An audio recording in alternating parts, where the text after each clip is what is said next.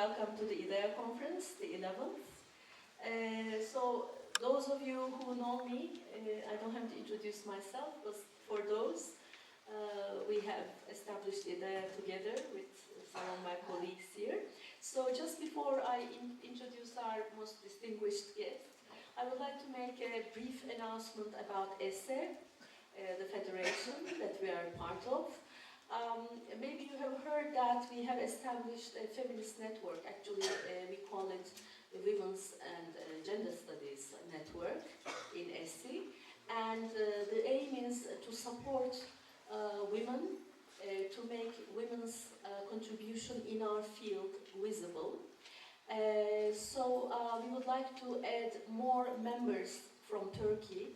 If you are an IDEA member, and also if you have anything published in gender studies, in women's studies, please contact me or send me an email because there is a form to be filled in.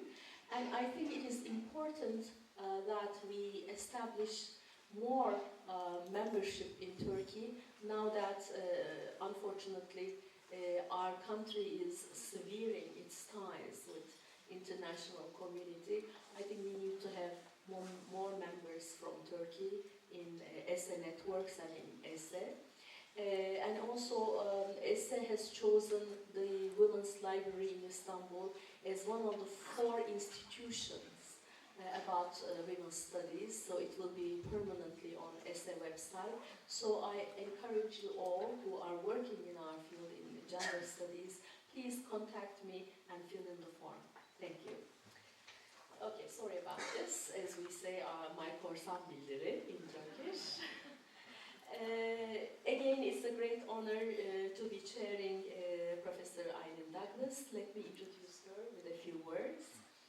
Aileen Douglas is head of the School of English, Trinity College, Dublin, the University of Dublin, and a fellow of the university. She holds a PhD from Princeton University and taught for several years at Washington University in St. Louis before returning to Trinity. Her research interests and publications focus on 18th century print culture, the materiality of writing, women's writing in the long 18th century, and Irish writing. She is the general editor of the early English fiction series, which was, I think, published by Forbes in Dublin, for which she has co-edited 2 volumes. Other publications include Uneasy Sensations, Smollett and the Body, published by Chicago in 1996, and most recently, Work in Hand, Script, Print and Writing, 1690 to 1840, published by Oxford in 2017. And the title of her talk is From Copy to Original, Script in Print, 1690 to 1800s. Please, Professor Douglas.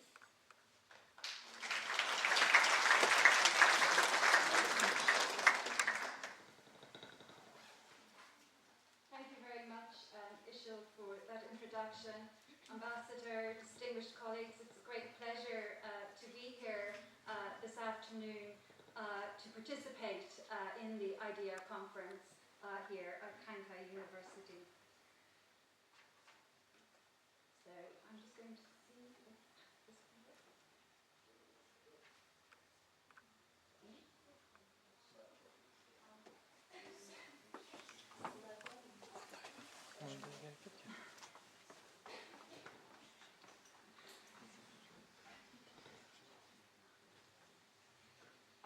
Thank you. Thank you. So last autumn, researchers... Oh dear. Dear, oh dear. I'm sorry. Maybe I should watch more carefully. This one here? Ah.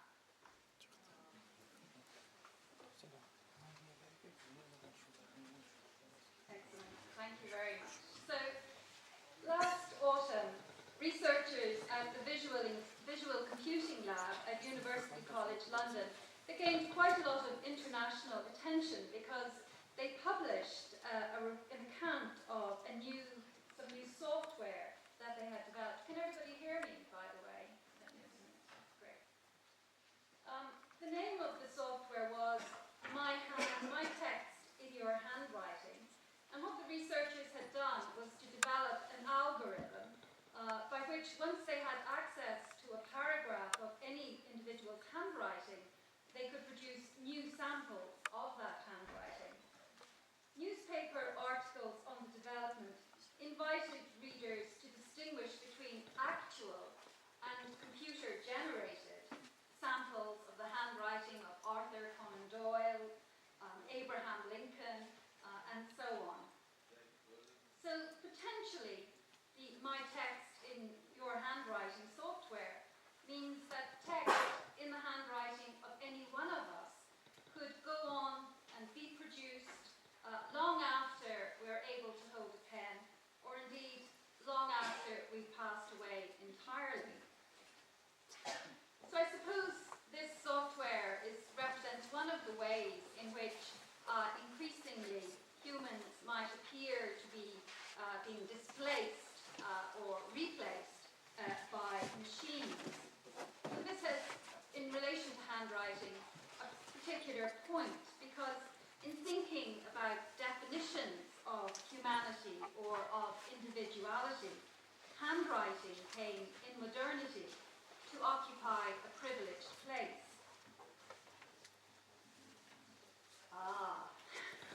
I am very relieved that that happened so easily. As the cultural theorist Susan Stewart observes, handwriting is linked to the personal. To sign your name, your mark, is to leave a track, like any other track of the body. And the poet Ted Hughes wrote in a letter in the 1970s. He was reflecting on the nature of handwriting in this letter, and he talked about how writing is really images, but it draws upon what he called the pre-verbal activities of the brain, and then bring out all kinds of associations, and therefore help to determine the sequence of ideas and expressions, tone and rhythm, etc. And that is why handwritten letters give you the impression of dealing with the real, that is, the whole person. This idea that handwriting gives access to the real, whole person, it's a relatively recent one. There's a magisterial history of writing by the French historian Henri-Jean Martin, and in it, when he contemplates chronology and the history of writing, he says, if we were writing an account of humanity and reserved the same space for each millennium, the historical period of Homo scribens would barely fill the last page of the book. And one might add, on that last page, the association of writing with ideas of the human would appear very, very far down. So, if computers now threaten the notion that handwriting and humanity have a special link, the origins of that idea are to be found in an earlier historical moment, the late 17th and 18th centuries, and in the challenges posed by an earlier form of technology, that of print. So this morning, I want to talk about the conceptual space occupied by script during a particular historical moment, and about material processes of its production. We just heard in the opening session that the theme of this conference is breaking frames, and I suppose much of what I have to say is related to the idea of, well, what makes these frames in a very material way. At the end of the 17th century, manual writing, script, was particularly associated with the activity of copying. But by the beginning of the 19th century, it was seen as being expressive of the person and linked to ideas of the autograph. And in this shift, print plays a particular part. In what follows, I want to talk about script in relation to, in three respects, or in relation to three concepts. First of all, in relation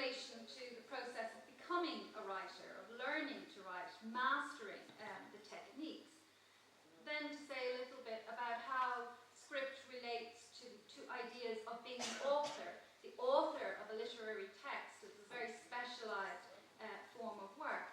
And finally, come back to where I began with this link posited in modernity between writing and ideas of the human.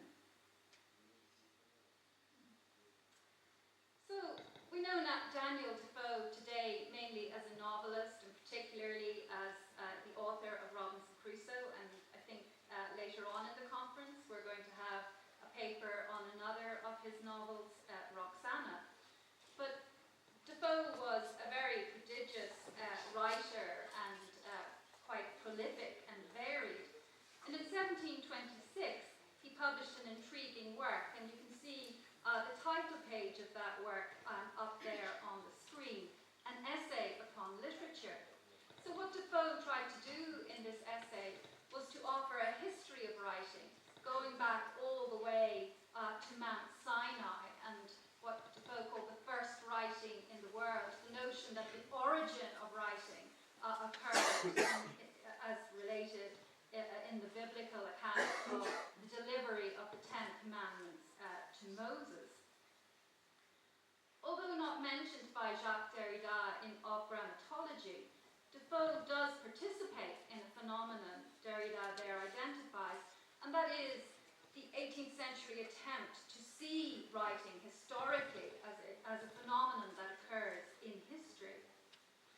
Now, Defoe understood his own moment, so he's writing at the very beginning of the 18th century, and he sees this as a moment in which manual writing is being displaced by the newer technology of print. And of course, we're quite familiar conceptually with this ourselves, because now print is the technology that's languishing and dying as knowledge really moves to digital platforms. So it's a recurrence, if you like, of something that has happened earlier. So what Defoe had to say was, but since the art of printing has been invented, the laborious part of writing is taken off, the very slow, painful processes of writing by hand, and the copying or writing of books is at an end. So neither is the writing itself so embellished by art as in former times, nor are the artists so innumerably many as before, but the printing art has outrun the pen and may pass for the greatest improvement of its kind in the world. Well, Defoe may appear categorically to assert that the printing art has outrun the pen, and that the importance of writing by hand is considerably waned. But print's gradual assumption of tasks previously performed by script is really only one part of the story of their interrelationship at this period. Print does away with the need to copy books by hand. You don't laboriously have to make a copy of each single one. But it also increased scribal production by giving script new opportunities for change and for expansion. In fact, the scholar Peter Staleybrass had said that incitement to writing by hand was print's most radical effect. And there he's talking about particularly giving examples of the way in which with print, comes printed forms that people then fill in, which requires filling in by hand.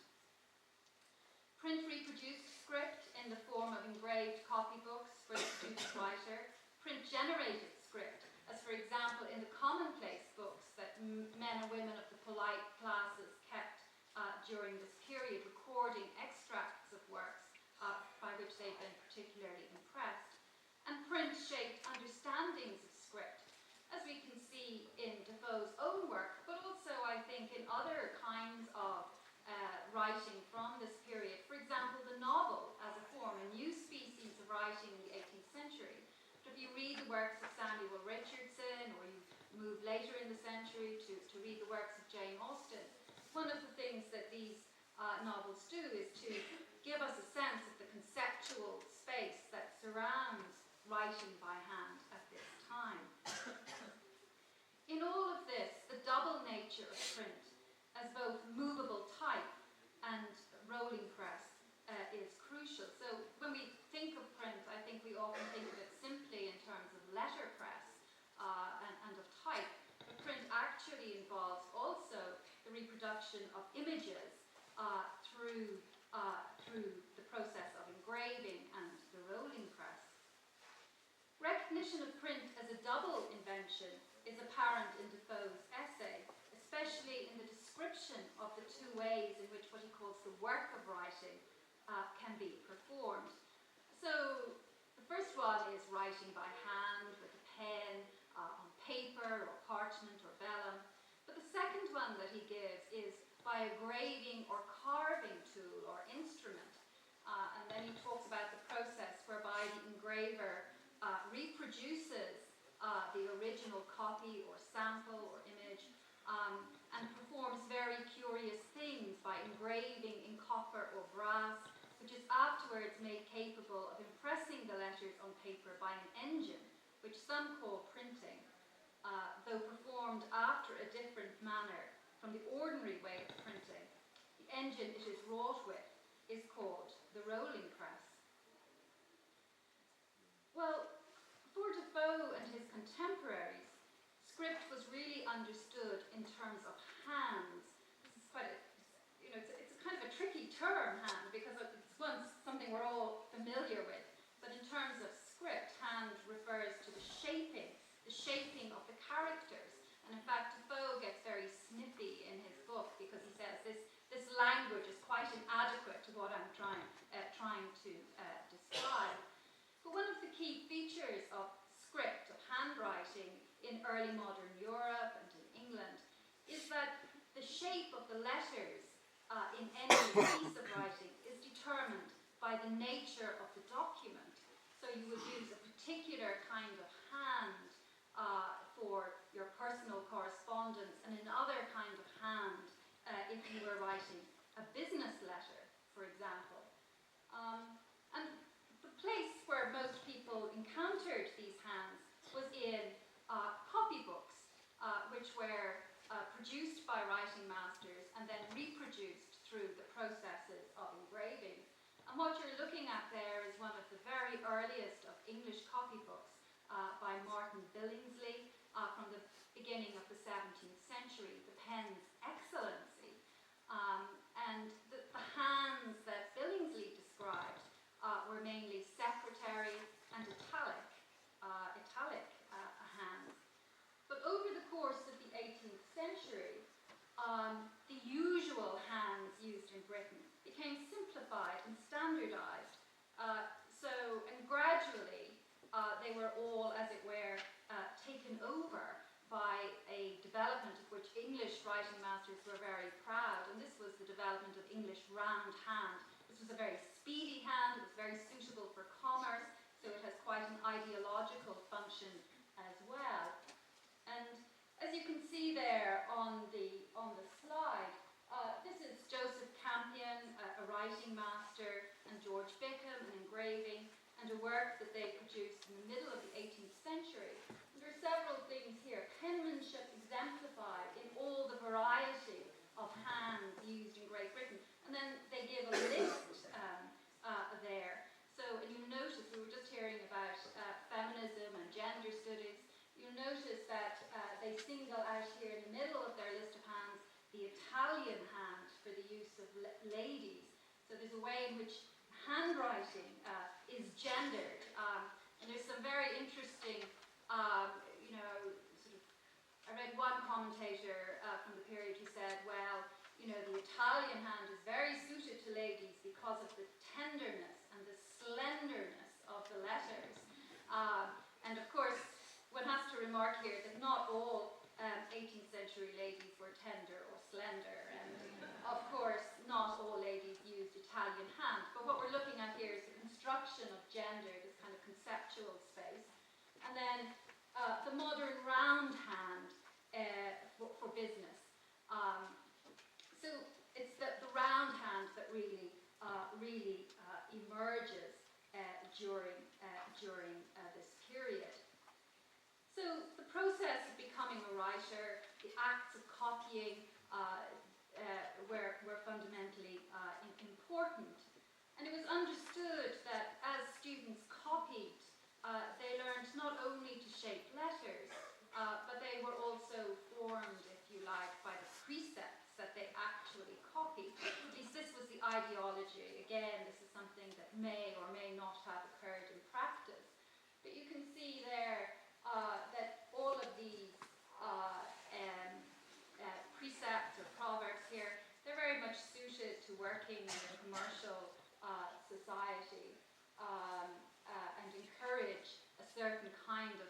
legibility.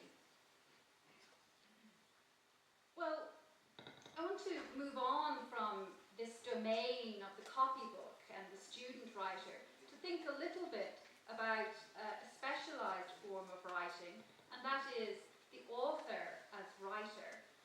One of the things that literary historians talk about during this period is really the emergence of the author in a particular way due to changes in copyright law. So Mark Rose talks about the author as owner.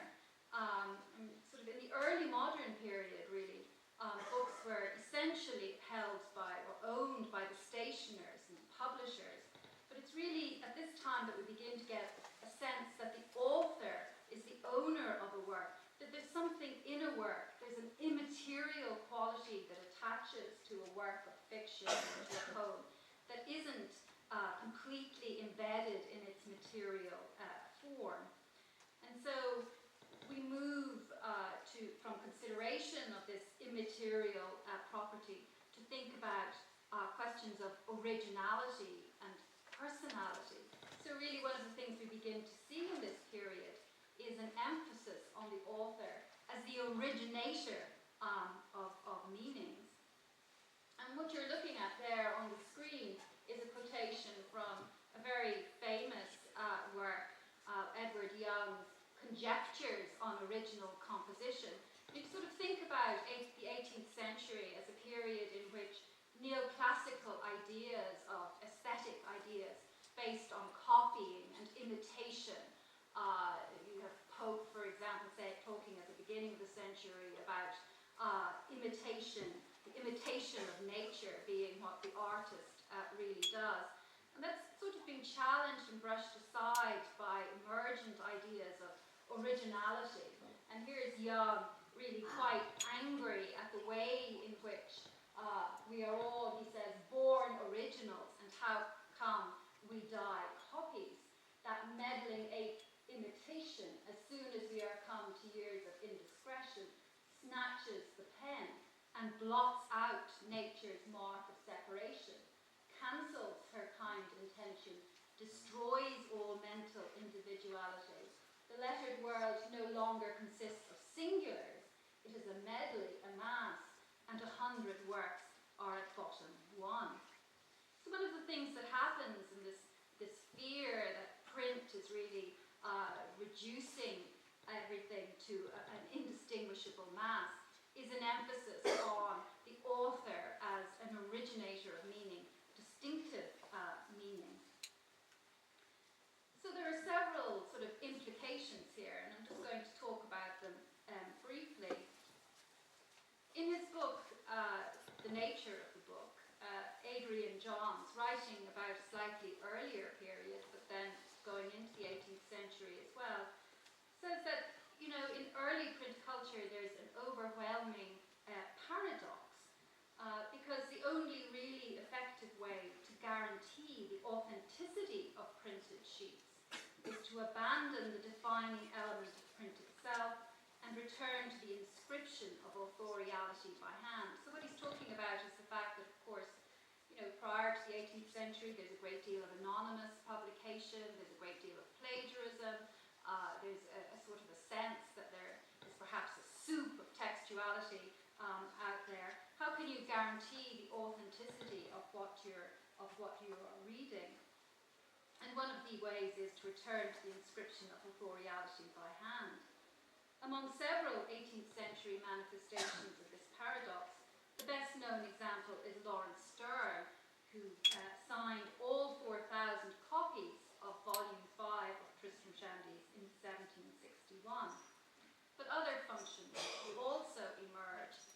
And Roger Chartier talks about a new interest dating from the 1750s in keeping and preserving autographed manuscripts. So we have Defoe at the beginning of the century saying, oh, the printing press has outrun the pen. But one of the consequences of this is that people reading printed works become more interested or have a new interest in the manuscript, the autographed manuscript that precedes the printed work. select by the author's hand was the nearest one could come to the material form of an immaterial work, and played its part in a chain of deferral between immaterial property, concepts of originality, and authorial personality. And we can see this, what he calls the fetishism of the author's hand, at work in print as well. So print causes it, but in some sense it also reflects it, in the form of the engraved authorial autographs that began to appear as both relics and commodities in the later 18th centuries. And subsequently, at the very end of the century, as theories of the autograph developed, these engravings of the author's hand became newly revelatory, supposedly granting access, as other published works did not, to the author's inner thoughts and feelings. So, from the mid-18th century on, we see a diversification in the form of engraved forms of script that are being produced, to include letters by famous authors. For example, the letter by the novelist Samuel Richardson that you're looking at on the screen. When Anna Letitia Barbo published her collection of Richardson's letters in the early 19th century, she published 6 facsimiles of letters like this one. And she said, "Nothing tends so strongly to place us in the midst of the generations that are past as a perusal of their correspondence. To have their very letters, their very handwriting before our eyes, gives a more intimate feeling of their existence than any other memorial of them." So there's this sense that by looking at the engraved handwriting of an individual, that somehow you can, of an author, that you can get closer to them, that it's a more resonant memorial than any other kind.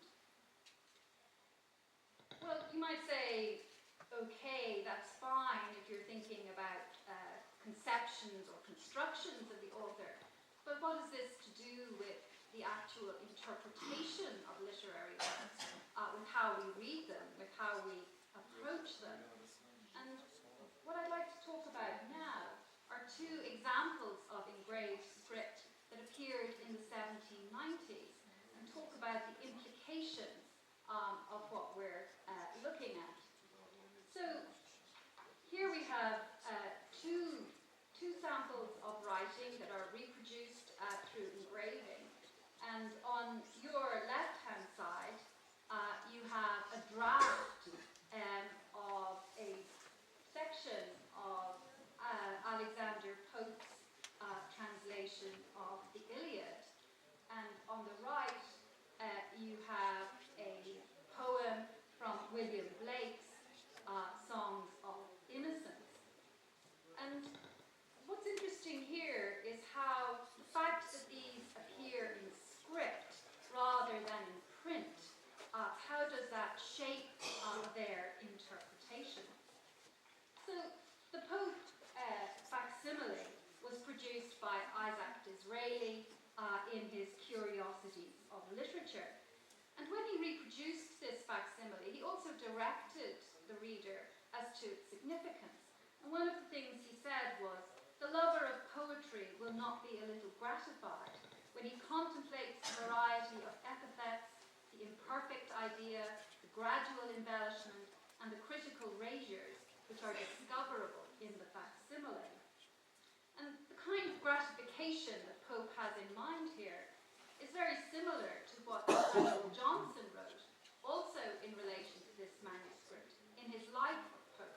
He wrote, "To those who have the skill to estimate the excellence and difficulty of this great work, it must be very desirable to know how it was performed, and by what gradations it advanced to correction.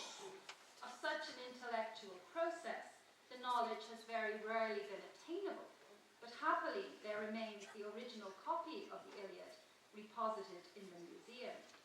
And Disraeli, in the little piece that he writes in the facsimile, goes on to quote Johnson directly, giving the latter's view of the Miltons manuscripts in Cambridge, where he says, "Such relics show how excellence is acquired.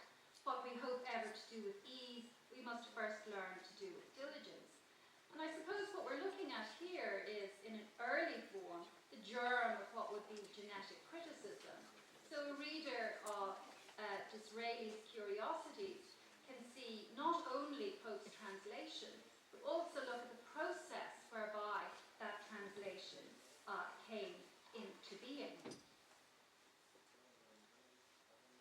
On the other side, the Blake side, if you like, there's a rather different story. We know Blake as a visionary poet, and I suppose one of the things that's most intriguing about Blake, and it's particularly relevant to what I'm talking about today, is that Blake was also a trained engraver. So he was somebody who could actually produce his works as well as compose them. He would speak, when he talked about the process of composition, he was writing to one of his patrons. He talked about the composition of his poem Milton, and he said, "I have written this poem from immediate dictation, 12 or sometimes 20 or 30 lines at a time, without premeditation and even against my will. The time it has taken in writing was thus rendered non-existent, and immense poem exists, which seemed to be the labour of a long life, all produced without labour or study." And he also said that he could praise it because, in fact, he wasn't its author, he was its secretary. Its authors are in eternity. As a writer and as a man, Blake himself understood himself to be under the direction of messengers of heaven daily and nightly. The messengers could concern themselves with questions of material form. And in fact, one of the anecdotes that's told about Blake is that he was trying to experiment with a way whereby he could actually produce his images and his writing in this, what we would now call stereotypical, in a single image. And he couldn't work out how to do it technically. And while he was puzzling over this, a vision of his dead brother Robert appeared to him one night, and so decidedly directed him in the way in which he ought to proceed, that he immediately followed his advice by writing his poetry upon the copperplate in an impervious liquid.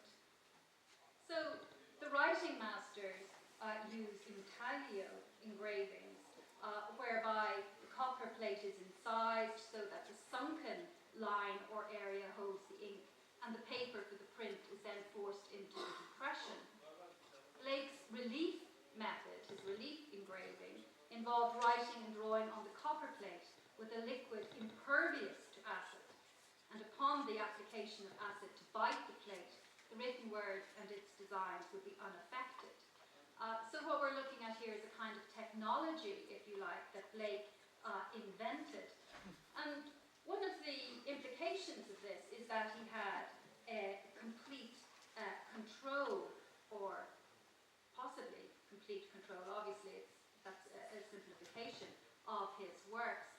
He wrote at one time, even Milton and Shakespeare could not publish their own works, but Blake, as writer, could do this, and he advertised his new method, saying, "This difficulty has been obviated by the author of the following productions now presented to the public, who has invented a method of printing both letterpress and engraving in a style more ornamental, uniform, and grand than any before discovered,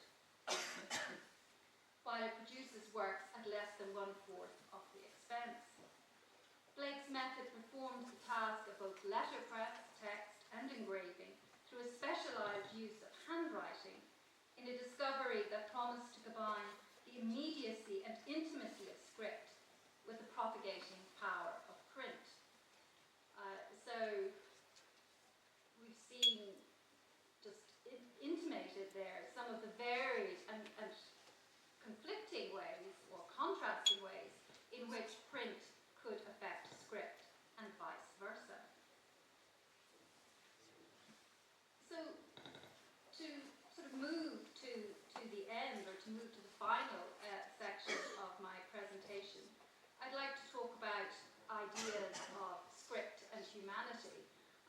I mentioned, Blake was a professional engraver, and one of the works that he worked upon as a professional engraver was of John Caspar Lavater's physiognomical fragments, published, it was a European-wide sensation when it was published towards the end of the 18th century.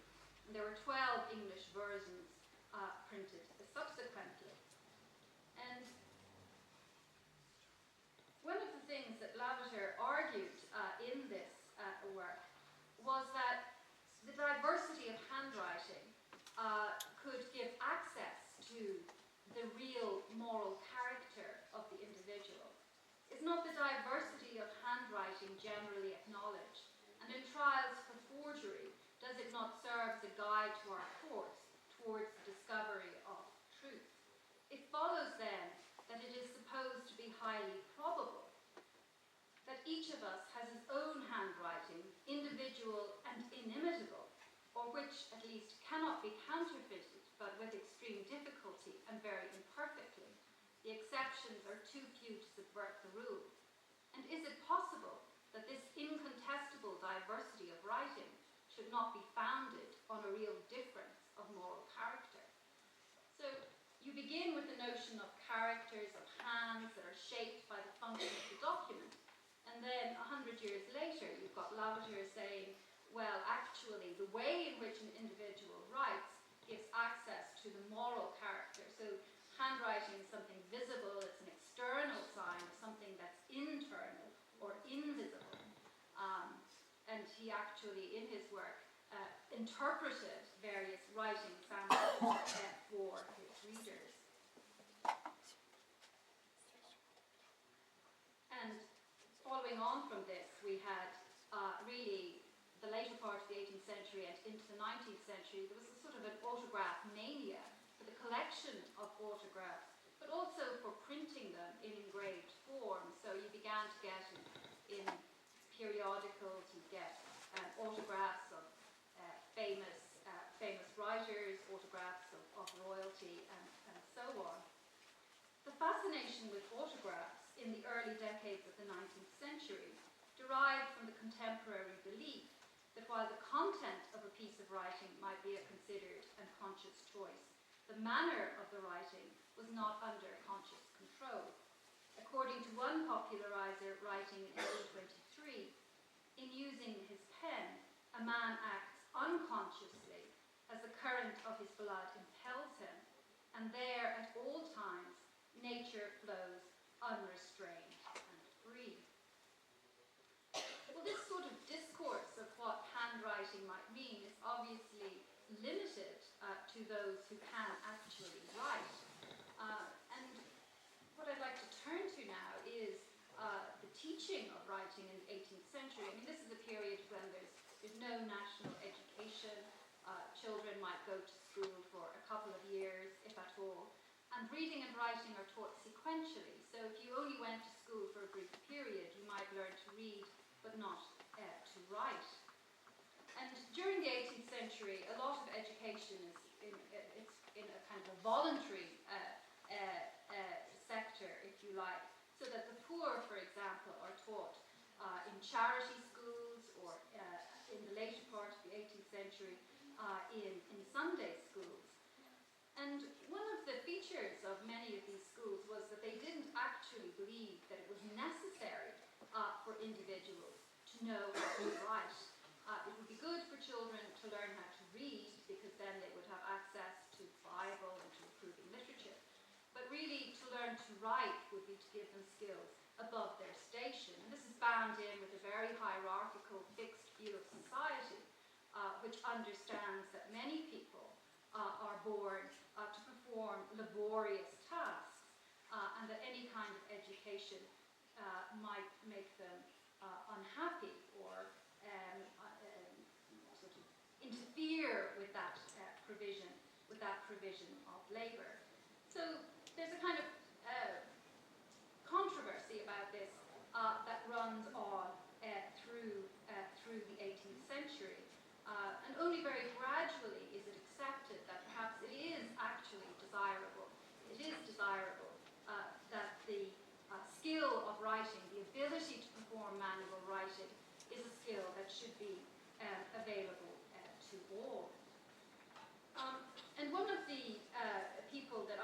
particularly interested in is this kind of eccentric character, a Methodist preacher, a man called Joseph M. Barker. And at the very sort of the first half of the 19th century, there was what was known as the writing controversy in English Sunday schools. And in fact, people split over whether writing should be taught. It was felt that really, writing might be well and good, but there was no need to teach children to write on a Sunday. To which Barker's answer was, well, actually there was, because many of the children he was thinking of worked in factories 6 days a week, and therefore Sunday was the only day on which they could learn to write. And Barker articulates a kind of, I suppose what some people would call a literacy myth, but it's also a form of vision. Where he said the station of a poor child is changed from the moment he learns to write. Writing changes it, and though he may still live in the same house and wear the same clothes, from the moment he's able to write, he occupies a higher station. And elsewhere in this pamphlet he wrote, Mercy Triumphant, he described the fate of a child not being able to write to a slave. And he says they might not be literally fettered, but they still exist in chains, left without the art of writing. There's a problem here, of course, because if Barker wants to argue on sort of political and ideological grounds that everybody should have access to writing and not being able to write makes them less than human, well then the implication is that those who can't write are somehow less than human. And this is a paradox, this is a problem that he can't really work his way out of. Well, I began by talking about a machine, and I'd like to end by talking about a machine. In the 1780s, Londoners could amuse themselves with various spectacles. And one of the spectacles, which was available at the price of 5 shillings, was to go and see an extraordinary mechanism that had been devised by a family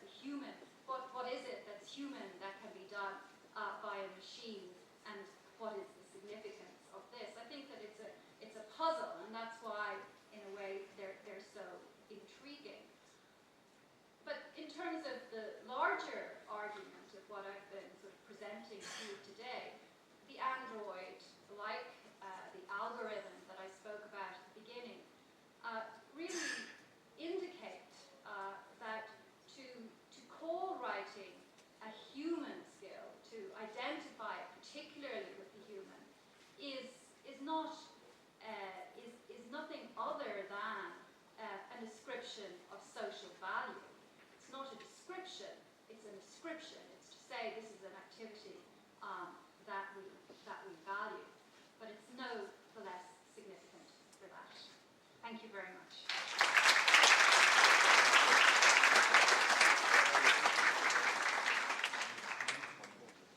Thank you very much for this very interesting talk.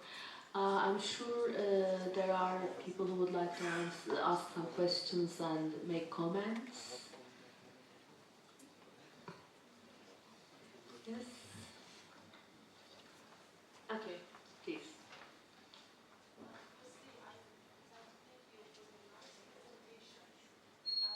Could you please wait for the microphone because we cannot hear? It's coming. Thank you for your nice presentation. Mine is not actually a question, but I would like to get your opinion about a scene in Charles Dickens's Great Expectations. In the very first opening passage, you know, Pip is reflected as an orphan, and we are given the idea that he doesn't have any image, any idea of being having a mother and a father. And we see Pip in the scene, in the graves of his family, including 5 siblings, you know. And by looking at the handwritings or the writings, let's say, writings on the epitaphs of his father and mother. And thus he makes a picture, an image of a father and mother by looking at the shapes of the letters. And while commenting on this scene, I cannot be very sure about the shapes of the letter. You know, it was written in the Victorian period, and probably Pip is in the grave in those times. And what can the shapes be? And is it true that Pip was affected by the writings, by the shapes of the letters? Because he says that he imagines that his father was a stout black man with curly hair, and his mother was for him a feeble, weak, pale one. Can we think that the shapes of the letters may affect on his image of father and mother, or else, or what kind of shapes are there? I don't know, and I cannot be sure about this while commenting on that scene to my students. Thank you in advance. Well, I think that there's a very long tradition of shapes, letters, as being associated with the human body, so that in the early modern period you often see alphabets, where in fact the individual letters are made up, of figures with their arms outstretched, or in a circle for an O and so on. So I think that there is a sense in which, I think there has been an urge really that expresses itself periodically through history to have letters make immediate sense. Because of course, letters in an alphabet are arbitrary. There's no necessary link between the shape of the letter and anything else. It's notational. But I think that every so often in different areas there are attempts or a desire to make the letter immediately comprehensible, so that you would understand it intuitively. So I think that it's possible maybe to see your reflection in that context. So yes, I think the answer is yes. Thank you so much. Okay. I think Lawrence's question.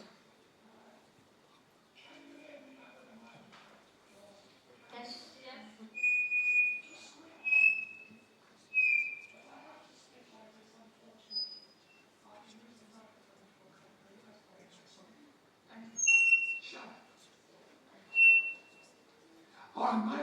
My question is, I'm not quite clear about your conclusion that you did to your presentation, because I'm only thinking of the act of writing.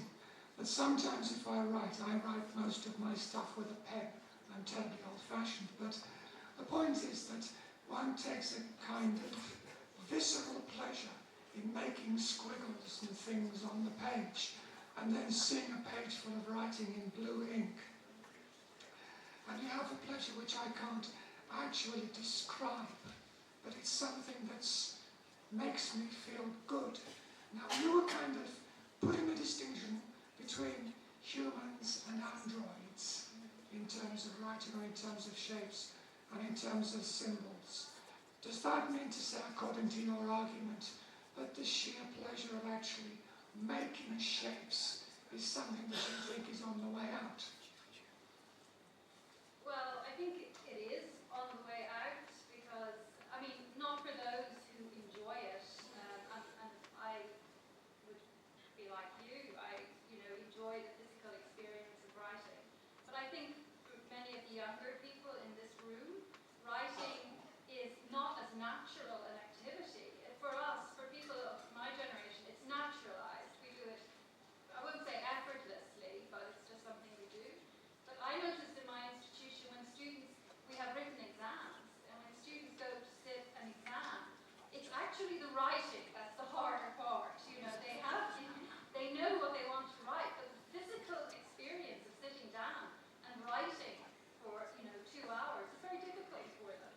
So I suspect, yes, there will always be some people who will enjoy the act of writing, but I think as the generations move on, their numbers are shrinking. We'll become eccentrics in the end. Yes, yes. I think so. It'll be, yes. Very well. Thank you very much. Yes, Himetocha, please. I'll just make a point and then a question that has come to my mind. I've seen Scholar Press's facsimile edition of Alexander Pope's Danciad, and one can really clearly see the process of composition and his mental changes in his handwriting, and changing letters and the words. And of course today we only read the printed text, but we have no idea how that text was constructed by the author and what sort of mental or intellectual or intelligent processes the author in fact experienced. Of course, that's just a point that I wanted to sort of. The other thing, from your primary references, I got the impression that in the 18th century, handwriting actually seems to have been regarded as a sort of as an expression of individuality of the character. That is, so many popular books and the writings about the writing, about handwriting, and the elegance and so forth. Is it something connected with the rise of the bourgeoisie, of the middle class cultural and the intellectual values? And there's something, because it has also, I think, an impact on letter writing, because we see in the 18th century more and more people writing letters, not only conveying their feelings and thoughts, but also artistically showing their handwritings. Could you comment on this? Is there any connection between the middle class values, cultural values, and then these techniques of handwriting in the 18th century? Yes, that's a very big question. Yes, I think so. I mean, at the beginning when I talked about new forms of writing, and obviously the letter is something that's very significant, epistolary art, and I think there's a shift. So I think ideas of what a bourgeois individual might think when sort of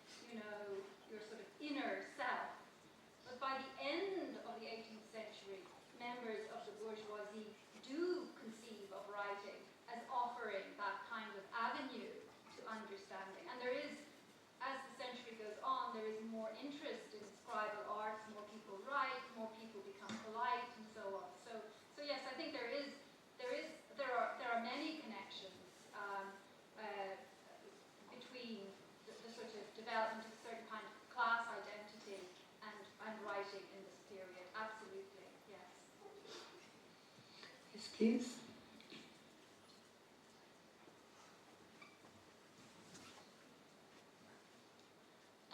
My comment is actually related to the previous one, the idea of corrections, and that the manuscript allows us to see the changes that the writer has done and the process of his or her way of thinking. Nowadays, with the use of Androids, we also notice the idea of autocorrection and suggestions or predictions. So are we in danger that people are reduced into cliches? Thank you. Well,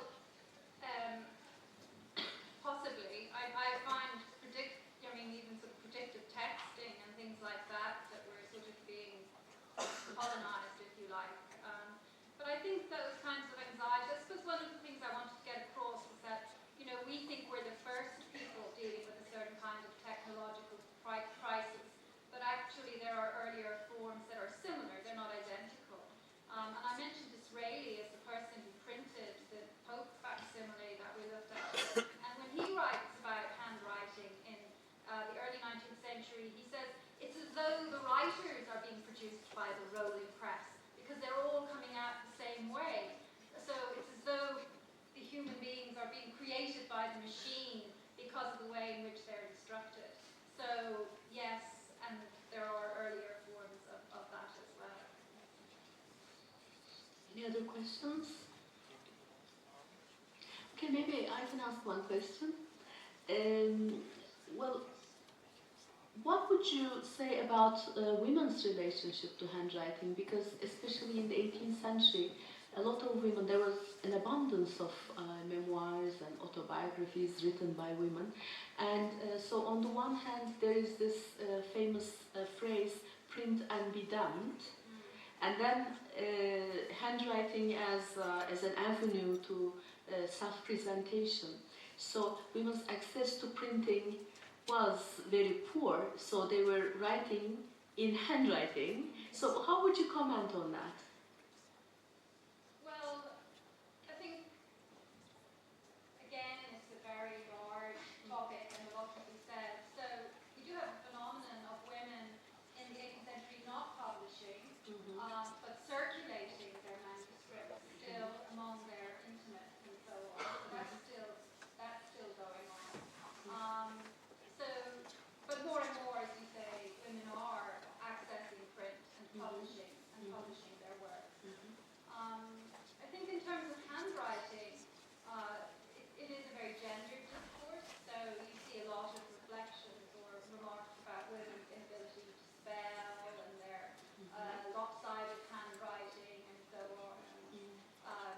There's a line in Gulliver's Travels where Gulliver is describing the handwriting, the very bizarre handwriting that he encountered, and when he says, well, it's the same as ladies do in England. So there's that kind of low level of gendered analysis of the whole thing as well. But yes, I mean, women do have commonplace books, and that's important. That is important to many women, the keeping of commonplace books, exchanging letters. So there's a whole kind of sociability that goes, that the women do engage in, absolutely, and it's very significant. It's a very significant point. But in their case, it wasn't considered as a privilege then, because, as you said, handwriting was considered as a privilege of the higher classes, but in terms of women, it wasn't a privilege, but, it was a need, because they did not have access to printing. Yes, that's looking at it from a different, different way. Okay, thank you. Any other questions or comments? Yes, now please.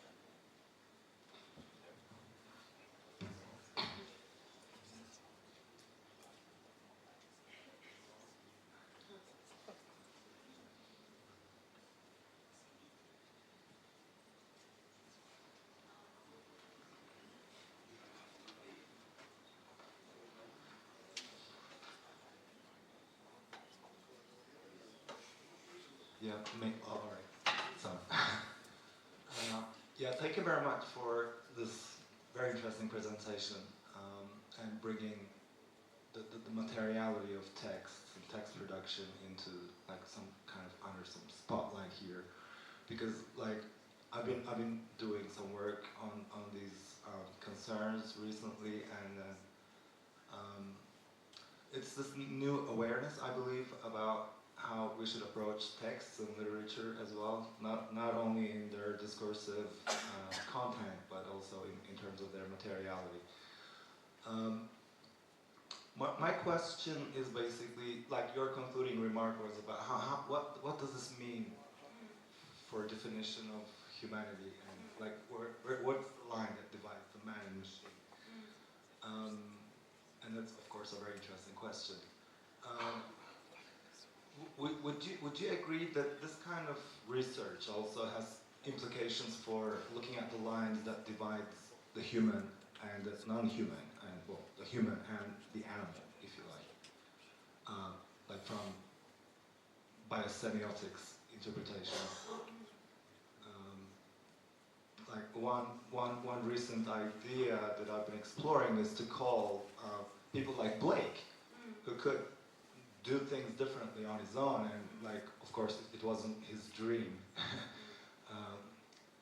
That is like a semantic human animal with a certain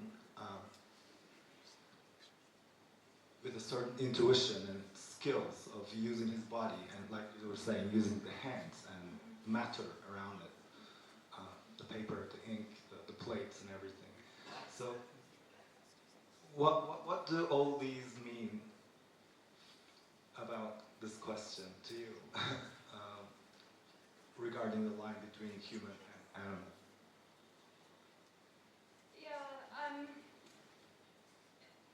Well, one of the things, I mean,